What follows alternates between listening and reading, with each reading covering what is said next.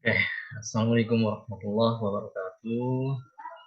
Selamat malam teman-teman mahasiswa. Salam sehat, semoga senantiasa dalam kondisi yang prima, dalam kondisi yang baik, terutama dalam eh, menerima pengetahuan melalui perkuliahan di pertemuan ke-14 ya, berkaitan dengan analisis proses bisnis ya.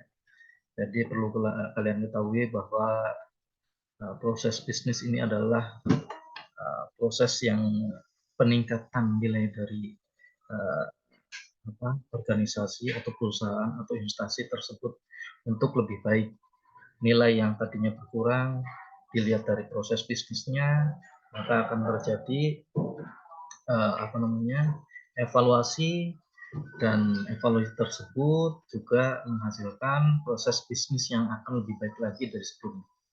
Nah ini saya jelaskan sedikit terkait dengan proses bisnis yang sebelumnya juga ya, ada tahapan-tahapan, kemudian ada perspektif proses bisnis yang mana kemarin adalah diilustrasikan atau sebagai perspektif dari saya sendiri berupa input. Dari input itu ada bahan dan data, proses itu ada device atau tools itu sendiri, output itu hasilnya kaitannya dengan hasil dan produk itu sendiri ya. Nah, bisa kalian dari perspektif tersebut juga ya ada definisi dari proses bisnis ya. Ya adalah aktivitas yang memberikan nilai tambah. Ya. Value additive ya, value added untuk mengubah input menjadi output, baik itu berupa barang atau jasa pada customer dengan mengkombinasikan orang, metode, dan tools yang digunakan. Ya tadi ya, seperti apanya kita bisa melihat ya, proses bisnis kalian sebenarnya sudah bisa mengimplementasikannya ya. Ini dengan contoh seperti ini ya. Contoh gambarannya adalah sebuah flowchart ya, flow of document atau flowchartnya, flow map ya. Flow map saya umpamakan pada prosedur input data ataupun ya prosedur input data warga RT ini. Saya ambil dari salah satu penelitian dosen dan mahasiswa yang pernah kita garap bersama ya, pada warga RT di Indramayu ya. Ini jalan prosesnya. Yang pertama adalah dari warga berupa dokumen disampaikan kepada RT, dan RT di sini memproses ya. Memproses yang pertama adalah mencatat data warganya, dan setelah dicatat berupa ada laporan. Laporan tersebut kemudian diarsipkan, dan laporan tersebut juga disampaikan kepada RW-nya. Nah, seperti itu jalan atau proses bisnis ilustrasinya terhadap dokumennya. Ini proses bisnis untuk apa sih?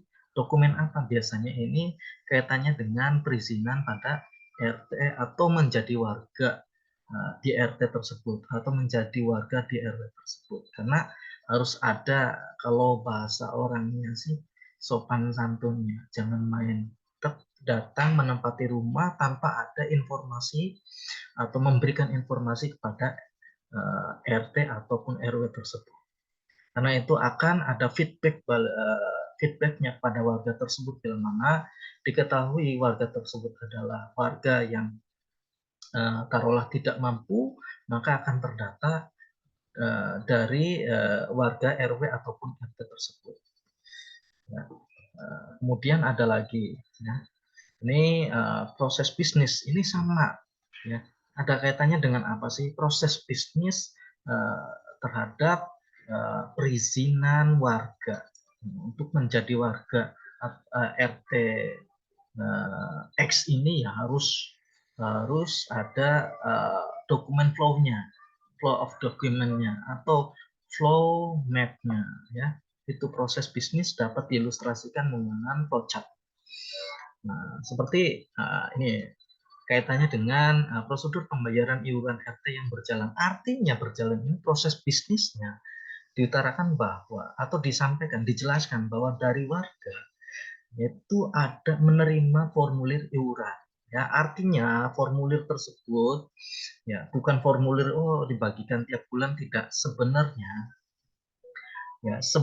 ini berupa ada kartu iuran bulanan yang mana kartu tersebut diberikan dari RT. Ini harusnya dari petugas ya, dari petugas yang diperintah oleh RT ataupun RW-nya itu sendiri ya. Diperintah untuk diberikan ke warganya itu supaya mencatat dan memberikan pembiayaan atau tagihan ya, berupa bilnya itu sendiri ya, diterima dan dibayarkannya iuran tiap bulan. Ya, kemudian iuran tersebut diterima oleh RT ataupun oleh petugas tersebut. Petugas itu kemudian selain memberikan, tetapi petugas tersebut membukukan. Setelah membukukan, biasanya dalam pembukuan itu ya terjadi permasalahan, entah itu salah mencatat ataupun salah penghitungan. Itu bisa jadi human error ataupun salah penghitungan itu sendiri ya. Dan hasil dari laporan catatan dalam bentuk buku itu disampaikan kepada RT, dan RT-nya memberikan laporan tiap bulan ataupun tiap tahunnya kepada RW. Nah, itu gambaran sedikit terkait dengan proses bisnis, sistem ataupun sistem berjalan pada pembayaran iuran di RTX gitu ya. Gitu. Nah, itu sedikit ilustrasinya ya. Jadi kalian juga saya kira paham lah kaitannya dengan bagaimana sih menggunakan desain ataupun mengilustrasikan desain dengan mapping atau flow map itu sendiri, atau flow of document seperti ini, flowchart yang seperti ini. Silakan ilustrasikan nanti pada pada tugas yang saya sampaikan. Silakan ya.